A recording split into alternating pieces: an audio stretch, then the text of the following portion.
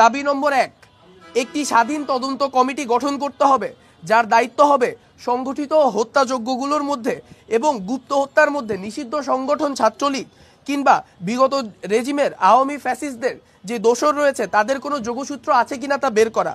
2, প্রতিটি থানায় কমপক্ষে 5টি করে টহল গাড়ি 24/7 টহল থাকতে হবে।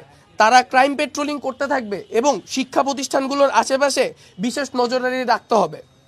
3, প্রতিটি ওয়ার্ডের গুরুত্বপূর্ণ সংযোগস্থলে কমপক্ষে 4 সদস্য বিশিষ্ট নন লিথাল ওয়েপনধারী একটি প্লাটুন বা টিম নিযুক্ত করতে হবে।